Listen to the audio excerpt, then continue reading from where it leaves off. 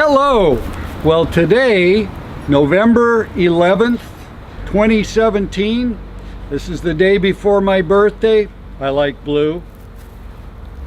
We're at the home of Denny Luby, and we are going to see something really spectacular today. And welcome to Let's Find Out. So this is Denny Luby. He is a veteran, and today is Veterans Day. So you were in the service, correct? Army For how many years, Denny? 8 years, 72 to 80. Oh my gosh, good for you. Well, thank you for your service, truly. So, okay, we are going to start off right here to his left, and we have, these are the products of this tree, and this is a Malabar Chestnut.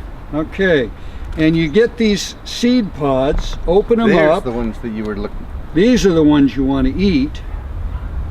Nice fresh ones. These are Malabar chestnuts. When the tree gets about so big, it starts producing. And how often does this fruit, Denny?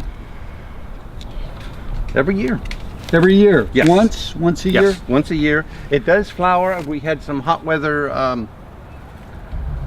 last week. Okay. And we have flowers up on top now. Now, do these have to be cooked, or do you eat them raw? You can eat them raw. Don't eat the husk, though. They don't taste good. I have some in the house that bitter I have already. husks. Okay, so you take just the seed pod like this. Don't make a face. Oh my! No. It's a mild sweet nut. Yeah, very nice. You can see them growing on the tree here. Lots of them. Here you go, all over the neighbors place. see them and they think, oh, you have an avocado tree. Well, I do, but that's not it. It does look like an avocado a bit, but yeah, definitely not. You pick them like this and they don't get ripe, wait for them to fall, and then you can find them on the ground all the time. Delicious. That's a delicious little nut. Okay, so Denny, this is an interesting tree. The shape of these ouch stems and ouch thorns, very unusual, and there's funny little fruit up here and around it. What have we got? This is flying dragon rootstock. The fruit is not edible, and that's why it's out in the front yard. People will pick it, and they'll only pick one. Here, a couple of them have fallen, and they're full of seeds. They are used for the rootstock for the condo citrus. Oh, there you my. go. Take a picture of him tasting this. I don't know if we can get a close-up of this. It's all seeds and it's very bitter. Okay. But it's deciduous and all the leaves fall off in the winter. And it looks like a little monster tree. Like he said, there's hooks all over the place. Yeah, very bitter. Very sour.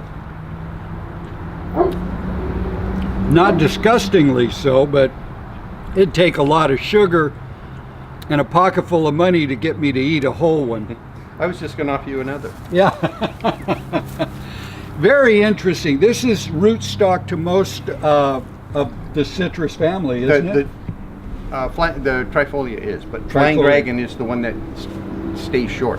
They don't. You graft your lemon or lime onto it, and it'll only be 3 feet tall. Stay fairly small. The condo ones. Yeah, but very prickly. A lot of thorns on it. A lot of thorns. Okay, right here, one of my favorite all-time plants. Favorite not because you can eat it, although some of these are edible. But what have we here, Denny? That's the fingered citron. The fingered citron. So there's one without the fingers yet. Making a fist. It's making a fist. Here's one with the fingers. I think the biggest one I've ever seen was about this big. They get big. Yeah, they can get big. And these are really good size. Look out for the thorns here. So they've got some nasty little thorns on there. But the thing to do with these, most people don't really eat them. Most people take these in their home, and the odor is just really amazing. And if you take the fruit itself down here and you rub your hand on it and then smell it, just the most wonderful citrusy smell. So These are mainly used, a number of our Asian friends take these and set them in their home and use them in that way. Do you know of any other uses with these? They're export of Belize. Because it doesn't get cold in Belize, they don't turn yellow, so they're green. Okay. They dehydrate them and candy them in India. Yeah. One of the two. Yeah. And put them in fruitcake and Christmas bread. That's Right. the green you see in the Citron. fruitcake. They call them Also, citrons and citron oil. and oil. And that's that you use Smell for it? cooking. Yeah, right. If you have it, do you have an allspice here also? Allspice is that way. We'll get Okay. to it shortly. If you rub this on your hands and then take an allspice leaf and rub that in and then smell it, it smells exactly like the Old Spice cologne that your dad used to wear. And it's really amazing how close that is. Okay, we've got 3 trees in a row here that are all of kind of the same family. And we're going to start down here. And what is this little plant? That's a Chico Sapote or Sapodilla. Sapodilla, You see delicious. The trunk of the tree is about this big around. It was about 20 feet tall and never gave me fruit. I got it from a seedling. Last year I grafted onto it, and you can see the grafts are successful. We'll see what kind of fruit I get now. So the Chico Sapote, otherwise known as kind of the brown sugar fruit, tastes just like brown sugar, just delicious, juicy, very nice fruit, grows well in California. And we never hear about it here. Mostly they raise them down in Florida, but it's a great fruit, will grow in California. Now right next to it, we have another type of sapote. What is this? The chocolate sapote or black sapote. Black sapote. Also, okay. it is, you can see the size of the trunk is about that big around. It grew up and gave me small fruit. So 2 years ago, I decided I wanted some good fruit. So I got this from Roger Meyer. And I grafted his tree. He had some nice big fruit. In Nice one, yeah, beautiful. So we're going to fruit. see how long it takes. It's a beautiful tree. The colors are, the new leaves are bright yellow. Yeah. Oh, it's happy. Very happy tree. The chocolate sapote, you make, you open them up. You have to wait till they blet. In other words, you have to wait till it gets overripe like a persimmon. And in fact, it's not a true sapote. It's actually a persimmon relative. And when they turn black, then they're ready to eat. Soft, squishy, black. If they fall to the ground, splat, it's a mess. But if you catch them just before that, and you open them up, you can spoon eat them, you can turn them into ice cream, milkshakes. They're wonderful to I've heard eat. 2 things. Some people say it tastes like chocolate pudding. Yep. Other people say they taste like axle grease. It looks like axle grease. No, some of them don't have any sugar. It looks like axle. I've never tasted a really bad one. I've tasted a few that weren't ripe. Okay. So, but wonderful tree and wonderful for your yards. We're in zone 10 here. So these kind of trees will grow. They're wonderful.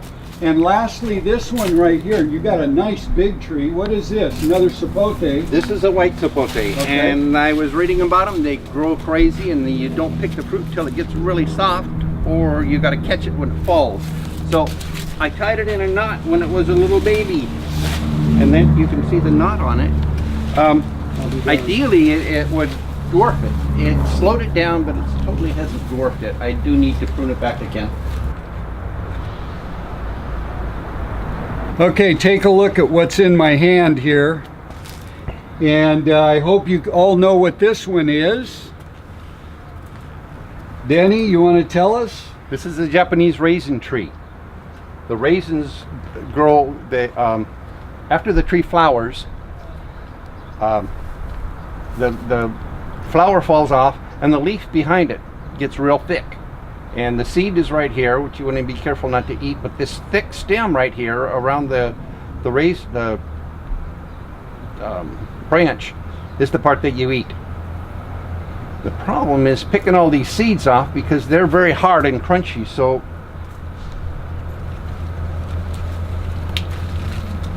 once you pop these seeds off, you're left with this swollen stem, which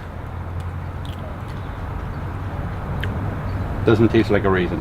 It doesn't taste like a raisin, but it's close. It's really close to what a raisin does taste like, and they're very sweet and tasty. Rick, if you get one of these, it's shriveled up a little bit. That one was a little immature. And this one right here will give you the flavor also. So we're just about ready to harvest them. Okay. When you're ready to harvest them, they fall.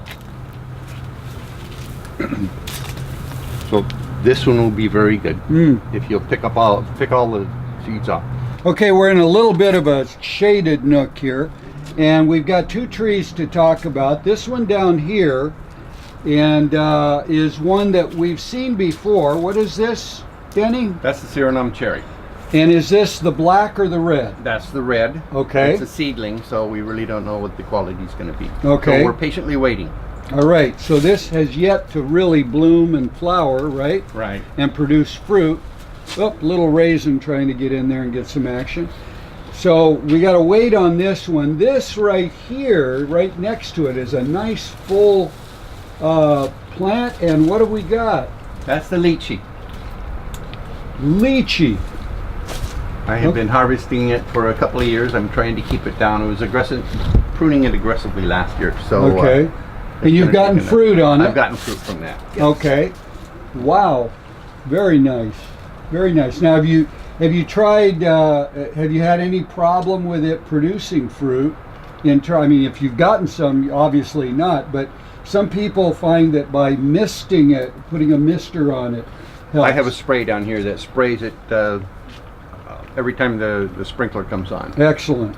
So it is getting the mist. Try to keep the humidity up. But being in the houses like this, I think we don't have as much of a problem as you would out in the sun. And you've got a lot of shade, and you've got a lot of nice, wet, moist environment. So, yeah, if you're having trouble producing the lychee, you might consider that. You know, make sure that your humidity is up on these. Okay, Denny, you want to tell us, like, where did you find these, and any other hints about it? This is Farwell Ranch is what it's called. It was grown by one of our members in San Diego, a seedling. And I got it from the green scene about 10 years ago. Wow, neat. So good luck with these, because these are not easy to grow, but he's done it. Okay, we're going to step a little bit away from the fruit, and we've got here a plant that you've probably had at your table before. This is horseradish, am I right? Horseradish, yes. Horseradish. So we're now talking about the root, and you are going to then grate it, or when you grate the root, chop it up, and you will have a wonderful sushi dinner with a little bit of horseradish in there. Delicious. This little fruit, we've managed to find one on here. This is a very strange fruit from, I believe, the Philippines. Right. Okay, and it is called? Lingaro. Lingaro. Lingaro is a weed in the Philippines, and an invasive weed. And here too, it's trying to get out of my planter. But it grows. The fruit grows on second year wood, and it grows at each leaf bud, and there will be 10 or 15 of those. You see only one left there. They come out probably 2 months ago. They were out, but this is all new growth out here, so the fruit was inside. There's a big seed. It's a sweet fruit. I made Lingaro jelly, but my family doesn't eat jelly, so we don't harvest it much. So it becomes projectile fruit. Okay. Yeah. Okay. So we're going to take this one last fruit, if I may, Denny. Go ahead.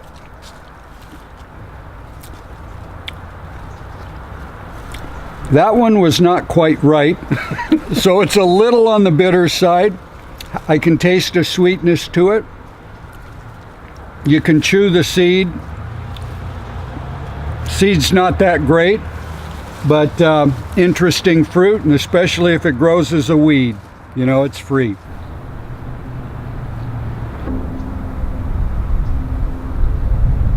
So we have a fruit here, a tree. What is this tree? This is a Lucama. A Lucama, and there is a fruit right here which we'll take a look at. This is the Lucama. This is a seed I got from the meeting about 12 years ago. Alfredo brought it in and I planted the seed, and last year I got my first fruit. Really? Last year? Took a while. Well, you can see where it's growing. It doesn't Yeah. have a lot of... it took a while. This is a delightful fruit. On the inside, when you open them up, they are, you want to say this is your last one? No, go ahead. Really? Okay, here we go. We're going to take a look. Alfredo Chiri, who I'm sorry to say passed away this year, brought these and was a real proponent of the Lucama. Lucama has a powdery date flavor. So if you take a little piece of it,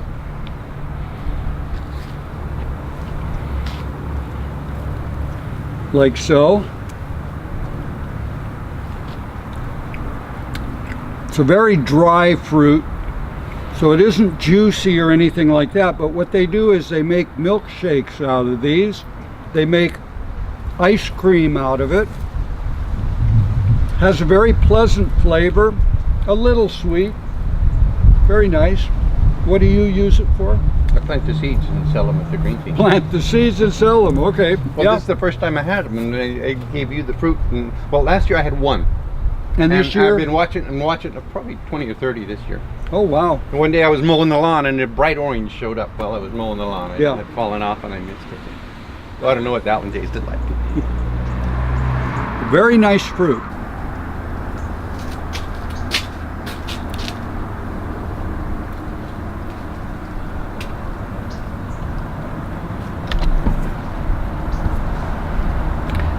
So if you haven't guessed by now, and you probably should have, this is Denny Luby. Oh, no, you mean this. This is green Sapote. Looks like the white, the Mamey Sapote right next to it. I got fruit from the green Sapote about 3 years ago. One time had a lot of fruit. I'm considering stumping it and letting the Mamey take over because I wasn't impressed with the green. Maybe graft on a better variety.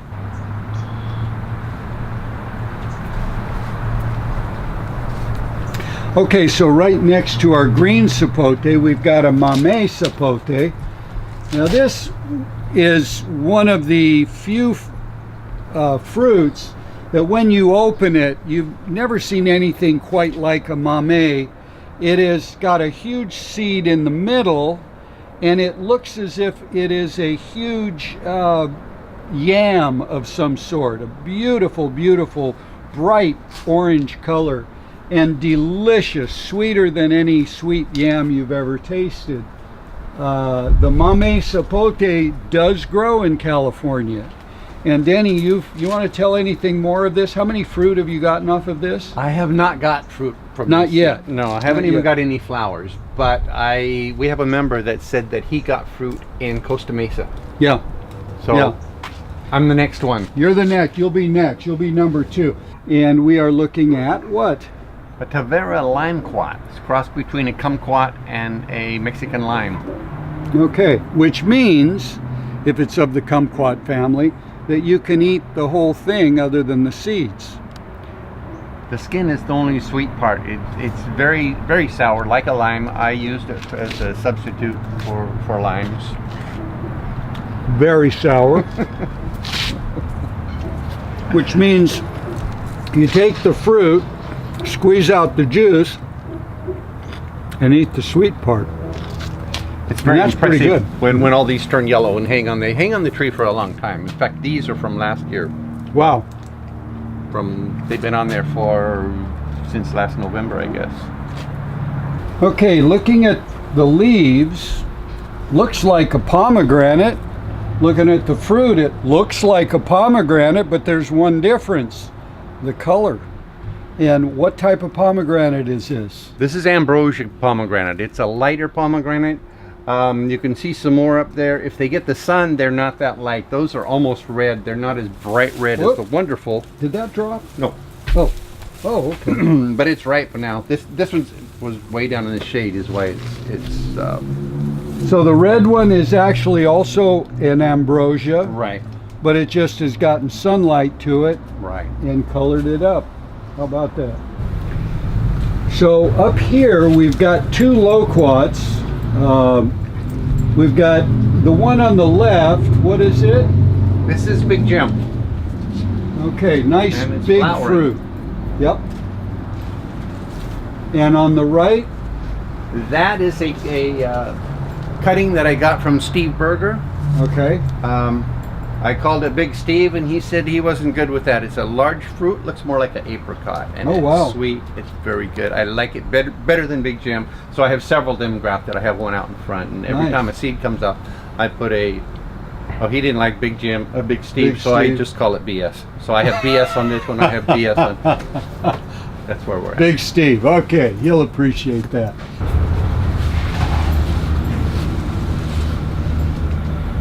This is nice.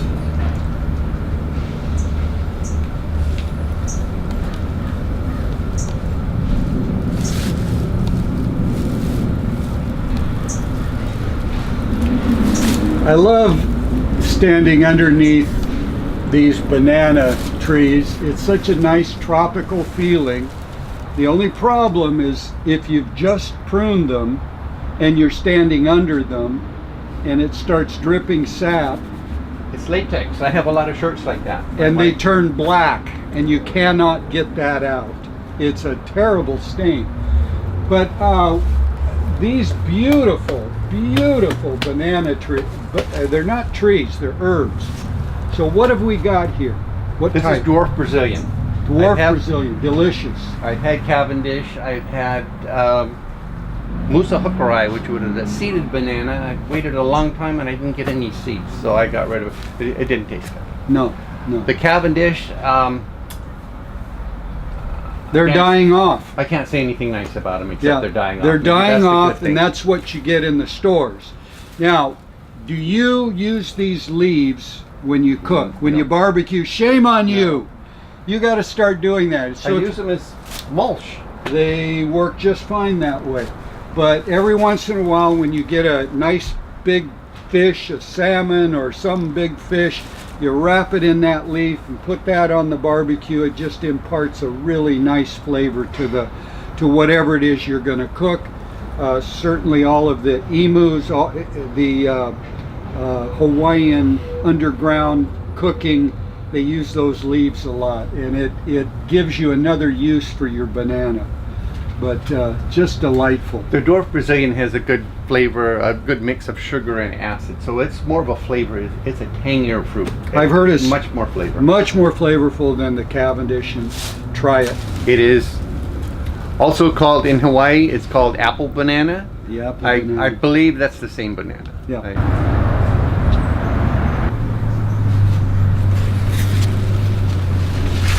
And I Clever idea. You can see some right. You can get $5 for one that big, but you can't get $10 for one that big.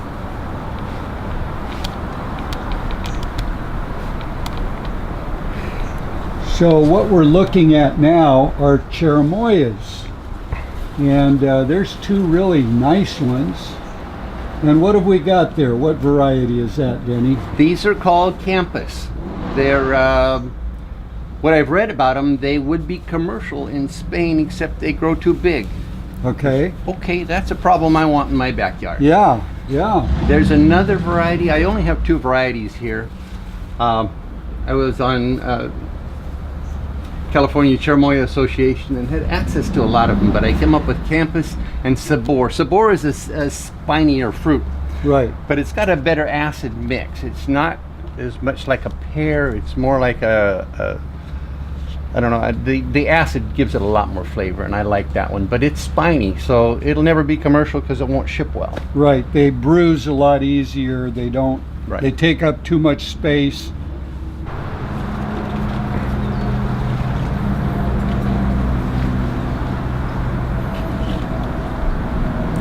Okay, in my hand I have a rather good sized avocado, but my understanding is this is a small one. It's not ripe yet. It's not ripe. How much longer before this is ripe?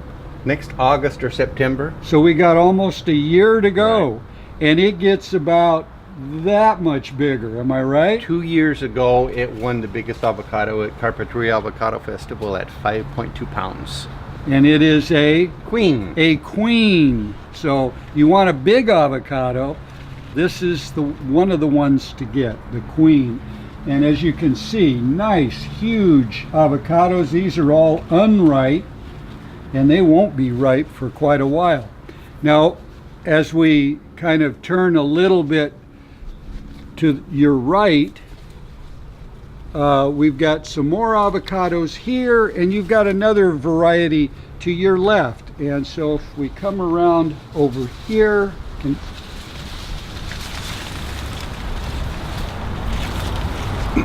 these are Lamb avocados. This was a Gwen when I bought this tree, and the Persea mites took over and it lost all of its leaves and the fruit started sunburning, so I stumped it to put something nice looking. So that's why I have these 3 different varieties, the Queen over there and the Lamb here.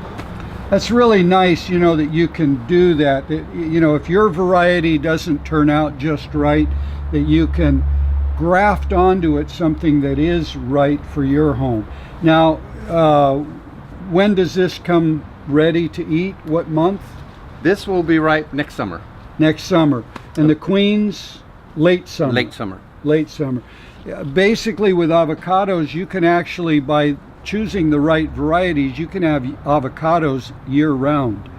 I think about 4 or 5 varieties will get you all the way through the year, having avocados every month. So one question, Denny, how do you tell that an avocado is ripe on the tree, when it's on the tree? And then second, how do you tell when it's ripe when you've got it sitting on your counter? Good questions. Okay. I have a website that have both of those questions on it. Terrific. basicavocadoinformation.com. And one of them is when to pick an avocado. Avocados, because they get ripe all different times of the year, depending on the variety. If you move into a house and you don't know what you have, you start examining the tree. The fruit will, most of the fruit will start turning hazy before when it starts getting time to pick it. Also, the stem will start turning color, and on a few of them, brown or yellow. And then, if you think it's about ripe, if you cut it open with a knife, soon as you pick it, when it's hard and it crunches like an apple, it wasn't ready. Yep. Also, if you open it up and the seed coat on the seed is still white or light colored, it's not ready. And probably the 5th way to find out is when full-size fruit start falling. Notice the time of year, because they'll be ripe about the same time of year every year. Now, when you pick a hard avocado and you bring it inside, you put it in a bag and you forget about it and you open it up and it's all rotten. That's not a good idea. I leave them on the counter. If you can, you pick an avocado with a stem on it. Leave the stem there, and every day you wiggle the stem a little bit. When the stem falls off, the reason you do this rather than pinch it, because some of the avocados, they have more of a shell than a skin. And the Hass you can squeeze a little bit, and then the Reed, but there's other ones that you can't squeeze them to tell when they're ripe. Mm-hmm. So what you do is wiggle the stem. When the stem falls out, then you slide a toothpick in where the stem was. If it goes in with no resistance, it's time to open them. And the higher oil content, the faster it will go rancid. So when you put that toothpick in and it's ripe, eat it.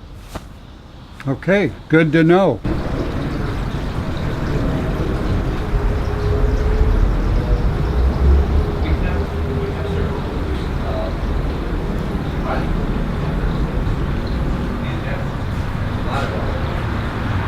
Now, you've got a whole bunch of small trees right here. What's going on? What is all this? These are for the green scene. Some of them are for me. This is a abu, which is tropical from Hawaii. Very tropical. See, I have a fruit right there. Oh my gosh. And there was another one that dried up. But abu. Now, they also grow in Florida. I've seen them there and tasted them there. Now, it's in a pot because it goes in the greenhouse in the winter. But I have Malabar Chestnuts for the green scene for Right sale. here. I have Loquat and avocado seedlings that I will be grafting for the green scene. And along here. And some of those are already grafted. Allspice and a lot more avocados. What else? Oh, Australian finger lime. I have several of these in the yard that I put to, they're seedlings, and some of them are red and some of them are black. I don't know which is which. I got them mixed up, so now I have to grow them up to see what I have. Find out which is which. Yes. Right, okay.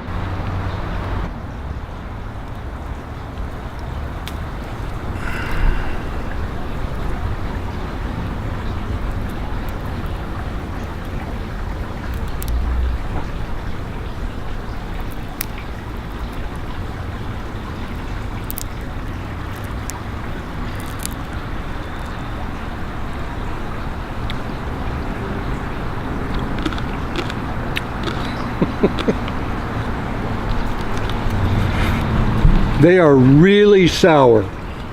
I would love to try a miracle fruit with this. Okay, what we're going to do is we'll cut these in a spiral. But if you open them underwater, then they'll all fall to the water, to the bottom, and there are seeds in there. Also, what I use these for is key lime pie. Oh yeah. I'll put these in, and so as you're eating the key lime pie, you get these little balls of lime. Also, I put it in cheesecake, and cooks use it, put it in salad dressing. So as you're eating your salad, you're getting little bites of lime. Yeah, it's just a burst, total burst of flavor.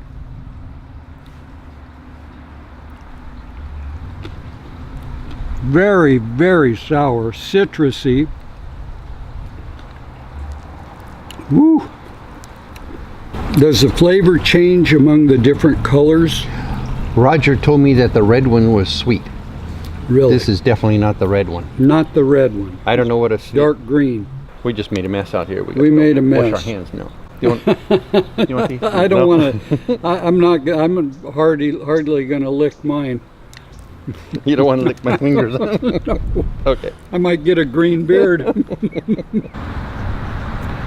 So, Danny, we've got two papayas to look at here. This closer one, nicely filled out. What kind of papaya is this? This is a Meridol papaya. Meridol. Self-pollinating female, Okay.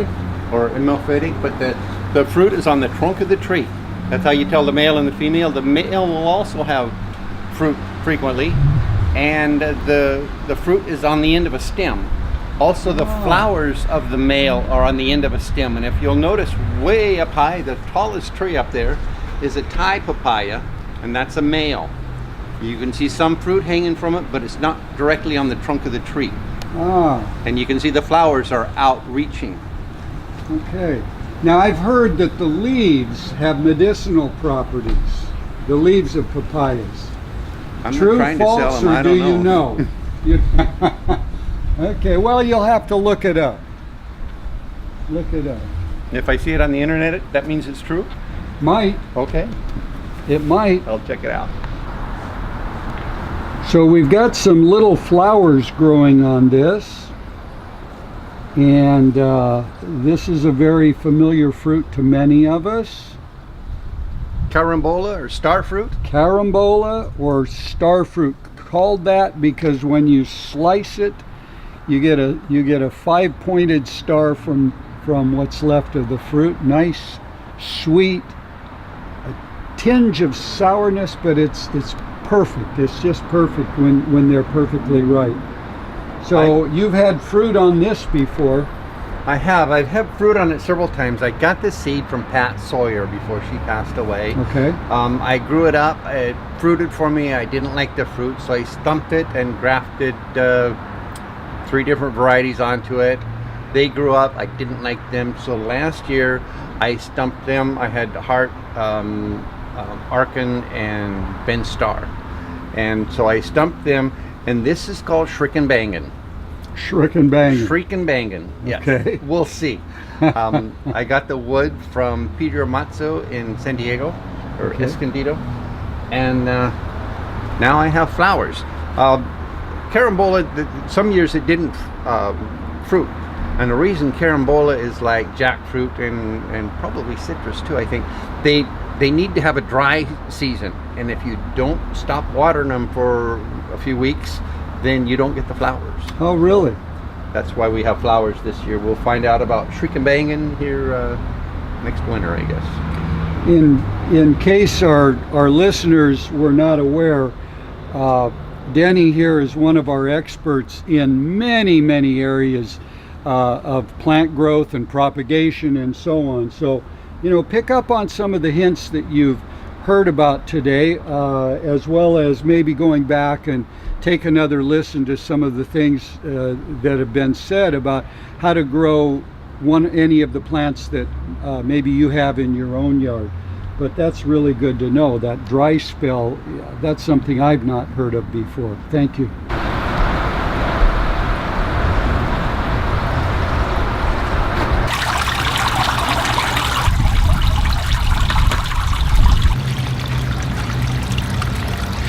Okay, so Denny, you've got a science experiment going here, and maybe you could tell us all about what this is and what's happening here and what you're doing with it. This is aquaponics. When we bought the house, we got the hot tub with it free, but none of us were interested in hot tubs. So when the heater went out, then I put fish in it, and I put a trough up here for to grow fruit with aquaponics. Wow. What it is the pump. We pump the water up through the pipe to the flow of water here. It goes through the gravel and down to the end and back into the hot tub. In the hot tub, I started with about 200 goldfish, and in the styrofoam here, I cut holes and I put. I tried carrots and radishes. They didn't go well, but lettuce grows very well. Romaine, even kohlrabi, Probably cabbage, broccoli. cabbage, broccoli. But because I didn't have enough fish in there, they grew very slow. The lettuce was very bitter. So the first year, now the fish, I've got koi in there, and I have goldfish up to the koi is probably over a foot long. They're staying hid now because I usually keep it covered. It grows too much algae. But now, right now, I have garlic growing in there. Garlic grows very easy. Wow, very nice. Can you lift that up so we can see the roots? Look at that. Beautiful. And Beautiful. we could take this whole thing, or I can wait for it to make a bulb and dry it out and use it as starch. But right now, we can make a soup out of these, and that works very well. Okay. It's just about time to try lettuce again. The fish are big enough that they're provided enough nutrients. I also have strawberries growing up there. One way to do aquaponics is in gravel and have the water flowing through the gravel. The other one is just have a styrofoam float and have it in the water. Problem, you want to keep the fish out of up here because they'll eat a lot of the roots, or especially goldfish and koi. Yeah. So they're down there.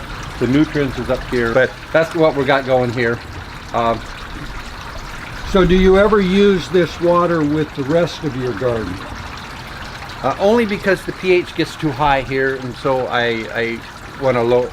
The pH gets too low, so I want to raise the pH, and that's the only reason. And that's what I have the drain here, so I can pump it out into the garden to change the water in the aquarium, not specifically for the garden. I do have rainwater barrels, and you've seen them as we walked around the house.